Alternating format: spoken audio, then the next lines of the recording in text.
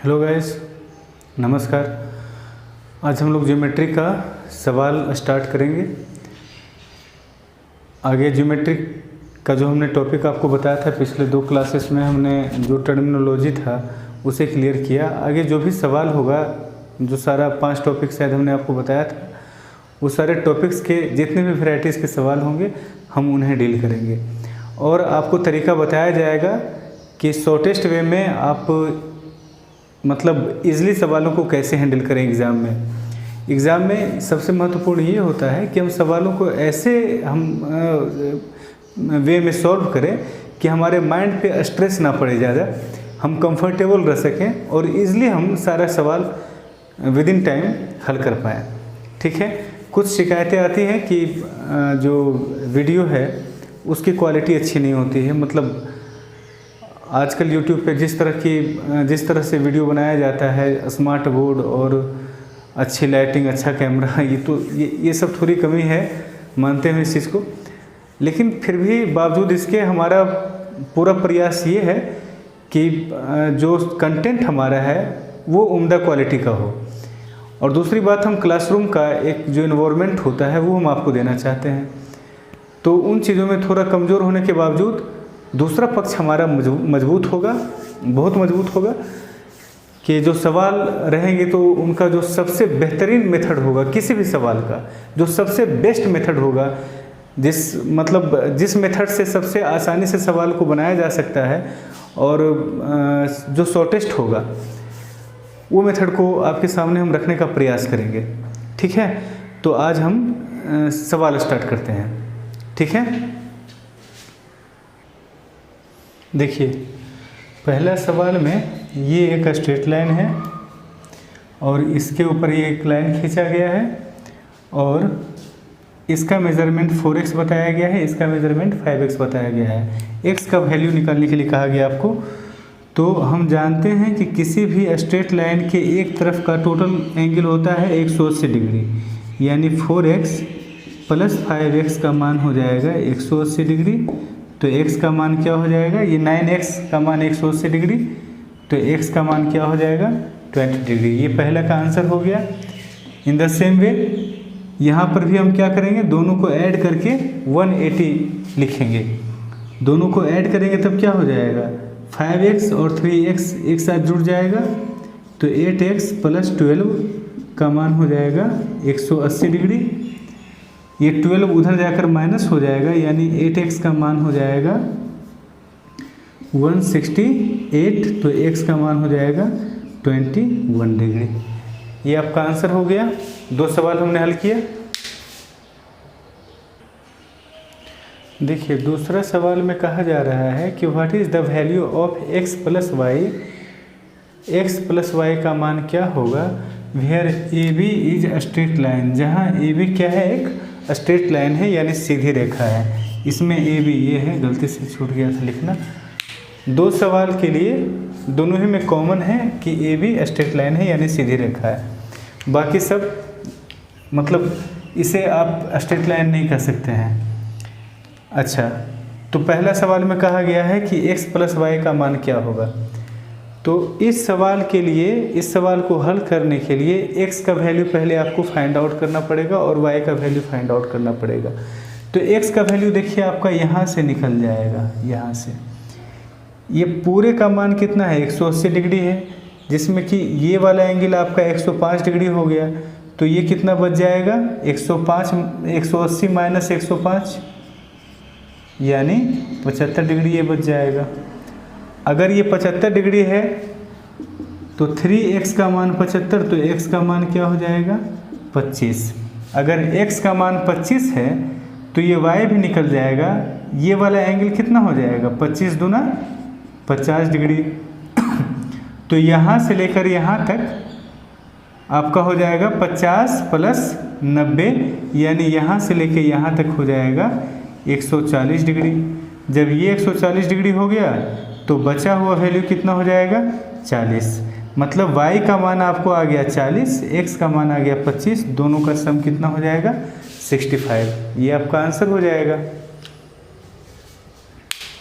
Second number question में भी x plus Y आपसे पूछा गया है।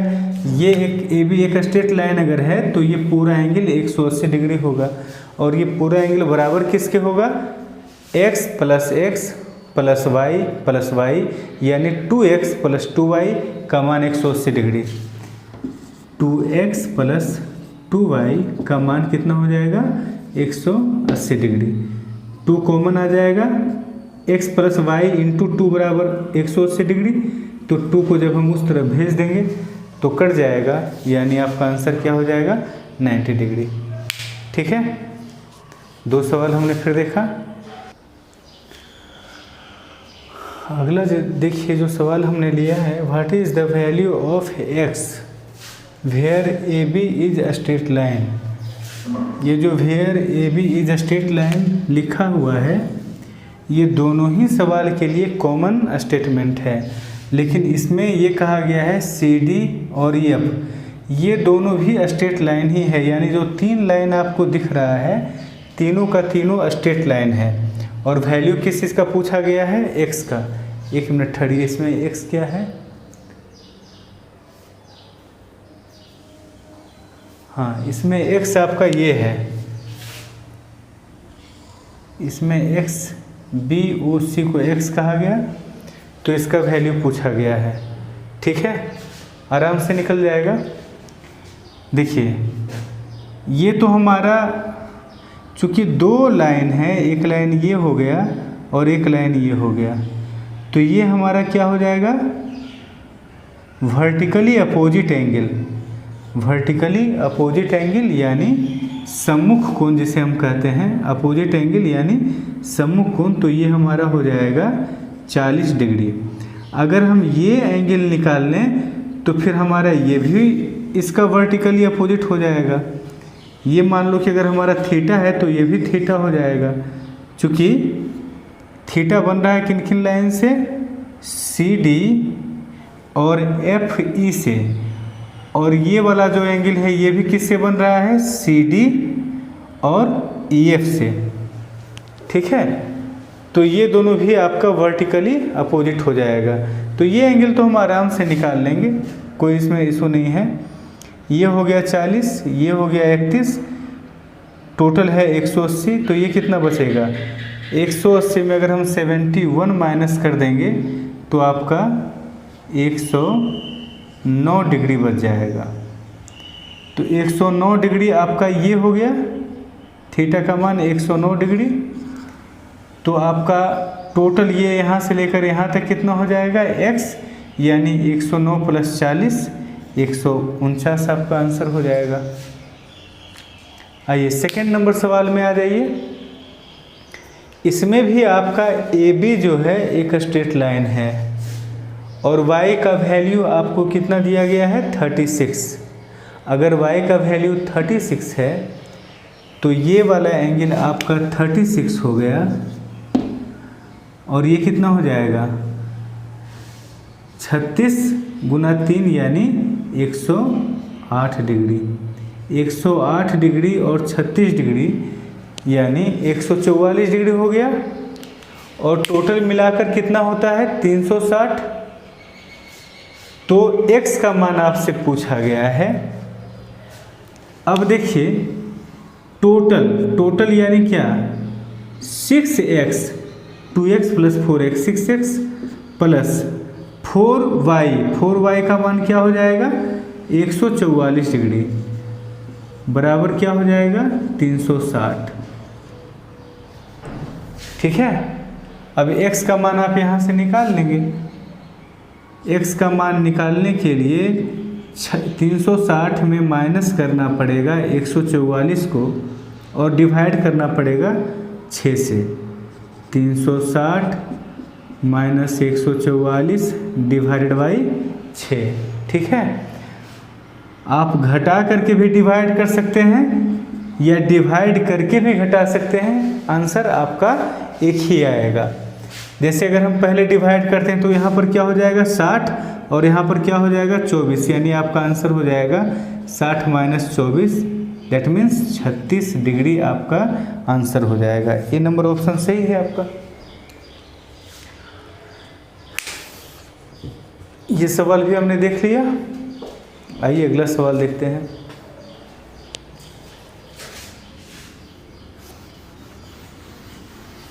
ये कोरोना का समय होने के कारण तबीयत थोड़ा भी ऊंच नीच होता है तो डर लगने लगता है। जैसे मेरी तबीयत कल से बहुत अच्छी नहीं है और बहुत बुरी भी नहीं है,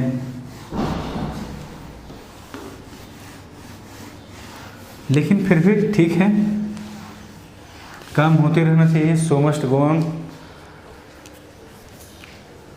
ठीक है, आगे का सवाल देखते हैं। देखिए आगे का सवाल में कहा गया है, हम मोटा मोटी आज सवाल ही कर रहे हैं, और सवाल करने से ये होता है कि जितना कुछ आपने थ्योरेटिकली पढ़ा है वो सारा, उन सारी चीज़ों का भी रिवीजन हो जाएगा। जब तक आप सवाल नहीं बनाएंगे तब तक सिर्फ थ्योरी पढ़ लेने से कॉन्सेप्ट क्लियर नहीं होता है। जैसे हमने बताया था कि टर्मिनोलॉजी जो ज्योमेट्री में है वो एक बहुत ही इम्पोर्टेंट एस्पेक्ट है ज्योमेट्री का। तो उन चीज़ों को ध्यान में रखने के लिए आपको सवालों को बनाना पड़ेगा। अगर सवाल आप नहीं बनाएंगे तो फिर प्रॉब्लम होगा। ठीक है, देखिए एक सवाल आपका है 2x + 17y, नहीं सॉरी 2x + 17। सवाल है 2x + 17 and x + 4, x + 4 are complementary, यानी हिंदी में पूरक।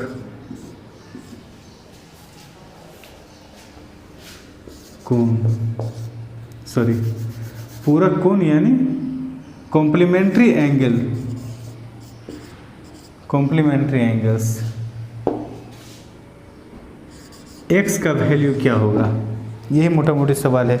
हमेशा ध्यान में रखिएगा कि आपका जो एग्ज़ाम होगा उसमें सवाल हिंदी में भी होगा और इंग्लिश में भी होगा, तो आप बहुत ही ईजिली दोनों लैंग्वेज में देख सकते हैं। ठीक है, कॉम्प्लीमेंट्री एंगल है तो x का मान आपसे पूछा गया है। कॉम्प्लीमेंट्री एंगल में हमने आपको बताया था कि दोनों का योग जो है वो 90 डिग्री होना चाहिए। ठीक है, तो इन दोनों को ऐड करके 90 डिग्री के बराबर कर दीजिए और फिर x का वैल्यू आप निकाल लीजिए। दोनों को ऐड करेंगे तो x से ऐड हो जाएगा, 17 4 से ऐड हो जाएगा, मतलब 3x + 21 = 90। x का मान क्या हो जाएगा, देखिए प्रैक्टिस करते करते अपने आप को स्मार्ट भी बनाते चलना है साथ साथ में। ठीक है, हम 90, अभी जैसे पिछले सवाल में भी हमने आपको दिखाया था कि जैसे हमको x का वैल्यू निकालना है तो एक तरीका ये है कि 90 में पहले 21 को घटाइए फिर 3 से डिवाइड कर दीजिए। लेकिन कई बार ऐसा होता है, जैसे दो तरीका हमने इसका क्या बताया कि एक ये कि 90 में 21 को घटाइए, 90 में अगर आप 21 को घटाएंगे तो 69 आएगा, फिर इसको 3 से डिवाइड करेंगे, यानी आपका आंसर क्या होगा 23। दूसरा तरीका क्या है कि 90 - 21 हमने किया डिवाइडेड बाय 3 किया। ठीक, तो पहले हम डिवाइड कर लेते हैं, यानी 30 - 7 करते हैं, आंसर आता है 23।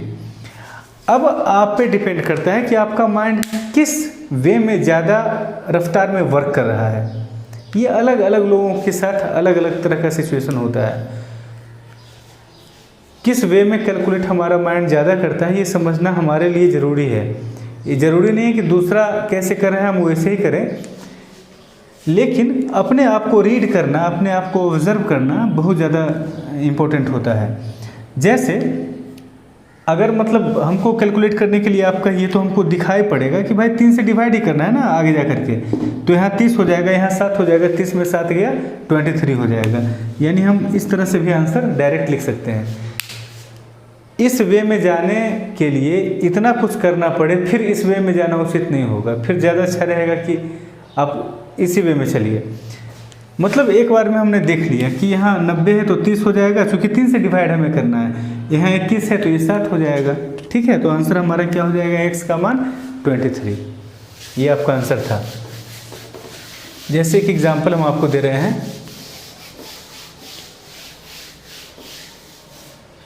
मान लो कि 5x + 35 = 75 रहेगा।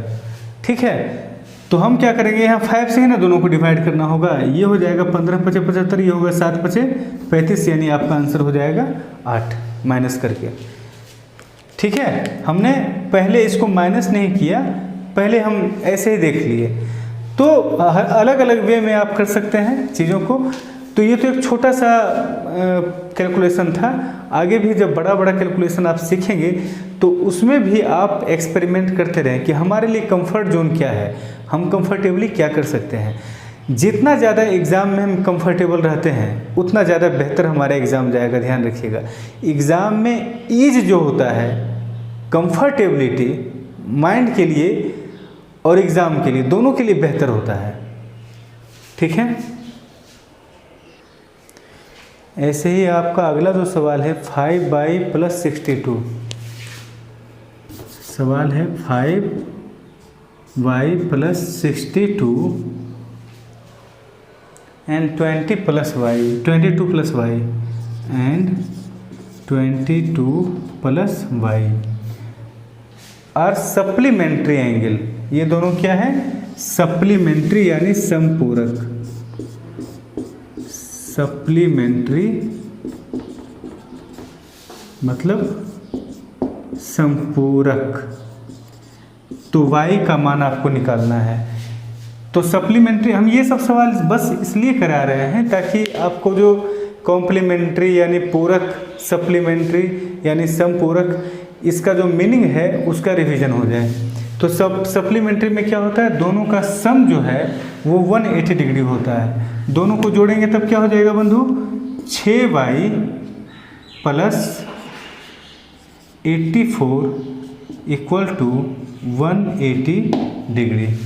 ठीक है, अब कहा जा रहा है कि y का मान क्या हो जाएगा। तो यहाँ दिखाई पड़ रहा है ये 30 हुआ, ये 14, तो 30 में 14 गया, आंसर क्या हो जाएगा 16 डिग्री। ठीक है, या ऐसे भी हम कर सकते हैं, 180 में पहले 84 को हमने माइनस किया तो कितना हो जाएगा, ये 96 डिवाइडेड बाई 6। नेक्स्ट स्टेप में क्या हो जाएगा, y = 96/6 यानी 16 × 6 = 96। और यहाँ पर हमने डायरेक्ट 16 कैसे लिखा था, इस 6 से इसको डिवाइड किया, ये 30 हो गया, इसको डिवाइड किया, ये 14 हो गया, 30 में से 14 गया, 16 बच गया। ये आपका आंसर हो गया। ठीक है, आइए अगला सवाल देखते हैं।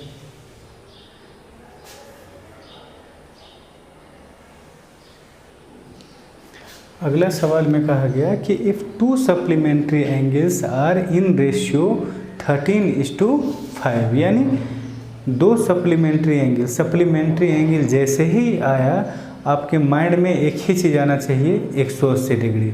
ठीक है, तो कहा क्या गया कि बड़ी वाला ग्रेटर एंगल यानी जो बड़ा वाला कोण है उसका वैल्यू आप फाइंड आउट कीजिए। एकदम आप आराम से कर सकते हैं। 2 सप्लीमेंट्री एंगल 13:5, ठीक है, दोनों का सम यानी 18 यूनिट का मान 180 डिग्री अगर है तो 13 यूनिट का मान क्या हो जाएगा, 130 डिग्री। ये तो रेशियो का एक तरह से सवाल हो गया। ठीक है, तो सवाल आसान था। अगर रेशियो आपने ठीक से नहीं सीखा है तो फिर वही तरीका है कि दोनों को आप इसको 13x मान लीजिए तो ये हो जाएगा 5x। तो 13x + 5x = 180 डिग्री, यानी 18x का मान 180 डिग्री, तो x का मान 10 डिग्री। तो पहला वाला है आपका 13x, यानी 13x का मान क्या हो जाएगा, 130 डिग्री। ये आपका आंसर हो जाएगा। और अगर हम रेशियो ठीक से किए हुए हैं तब तो कुछ लिखने की भी आवश्यकता नहीं पड़ेगी। एग्ज़ाम में सवाल को देखेंगे और हम समझ जाएंगे कि इसका आंसर 130 होगा, दूसरा 50 हो जाएगा। चूँकि दोनों का सम कितना हो रहा है 18 यूनिट, 18 यूनिट का मान 180 यानी 10 गुना हो रहा है। तो जिस चीज़ का भी वैल्यू पूछा जाएगा हम उसको 10 टाइम्स कर देंगे। अगर कहा जाता है कि दोनों का डिफरेंस, दोनों एंगल का अंतर कितने डिग्री का होगा, तो 90 डिग्री का होगा। सॉरी 13 में 5 गया 8, 80 डिग्री का होगा। ठीक है, दोनों को इसमें हमने इसको माइनस कर दिया और उसका 10 गुना कर दिया। तो ये सब रेशियो में हम लोग सीखते हैं। आइए अगला सवाल देखते हैं। देखिए अगला सवाल में कहा गया कि एक एंगल जो है वो 30 more than half of its complement. Complement का मतलब क्या होगा? अगर हम एक एंगल थीटा कंसीडर करते हैं तो कॉम्प्लीमेंट्री एंगल का योग 90 होता है ना, तो इसका कॉम्प्लीमेंट होगा 90 डिग्री माइनस थीटा। ठीक है, अगर हमारा पहला एंगल है थीटा तो इसका दूसरा एंगल यानी कॉम्प्लीमेंट्री क्या होगा 90 डिग्री माइनस थीटा। तो कहा जा रहा है कि थीटा जो है वो इसके कॉम्प्लीमेंट से यानी 90 डिग्री माइनस थीटा के आधा से 30 ज़्यादा है। मतलब अगर थीटा में हम इसे माइनस कर दें तो कितना आना चाहिए? 30 आना चाहिए। अब थीटा का वैल्यू आपसे पूछा गया, तो अगर हम इसको सॉल्व करेंगे तो 2 theta minus 90 degree minus minus plus theta equal to 2 आपका उस तरफ चला जाएगा एलसीएम में आने के बाद, यानी हम इसे 60 कह सकते हैं। तो थीटा का मान क्या हो जाएगा बताइए? थीटा का मान आपका हो जाएगा 30 20 50, क्योंकि 3 थीटा बराबर 60 प्लस 90, थीटा बराबर 60 को भी 3 से डिवाइड कर दो 20, 90 को भी 3 से डिवाइड कर दो यानी 30, 30 20 50, आंसर क्या हो जाएगा? 50 डिग्री। ठीक है, तो ये था सवाल। इस वीडियो में यहीं तक सवाल रहेगा। इसमें अभी और भी वैरायटी का सवाल, ये क्या कहते हैं, कई सवाल अभी हम लोग करेंगे लाइंस एंड एंगल चैप्टर में। तो इस वीडियो को यहीं तक रहने देते हैं। इसके नेक्स्ट वीडियो में आपको नेक्स्ट इससे आगे का सवाल मिल जाएगा। ठीक है, हैव ए नाइस डे।